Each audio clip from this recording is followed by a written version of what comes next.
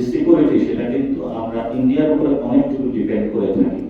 সেখানে তারা নতুন করে কাটাতারের নির্মাণের ঘোষণা দিয়েছে এবং পশ্চিমবঙ্গ থেকে শুরু করে আসাম সর্ব জায়গায় গতকাল শুভেন্দু অধিকারী সে মুখ খুলে বলে ফেলেছে যে আমরা অসমিয়া যে মডেল আছে, অর্থাৎ অসমিয়া যে পরিষদ আছে, যারা ঘাট ধরে ধরে মুসলমান পরিচয় হলো, তাদেরকে তাদের জায়গা, ভিটে, মাটি সবকিছু থেকে উচ্ছেদ করেছিল, সেই মডেল নাকি পশ্চিমবঙ্গে তারা একই সাথে ইমপ্লিমেন্টেশনের জায়গায় যাবে। আমাদের এই সাউথ এশিয়ান রিজনে যদি আমরা এই জায়গাগুলোতে সরকার, যিনি স্বরাষ্ট্রমন্ত্রী রয়েছেন, পররাষ্ট্রমন্ত্রী রয়েছেন, দুজন ব্যক্তিকে ব্যর্থতার দিকে আমরা যেতে দেখতে পাচ্ছি, অর্থাৎ দুইজনেই কার্যকরী উদ্যোগ নিচ্ছেন না।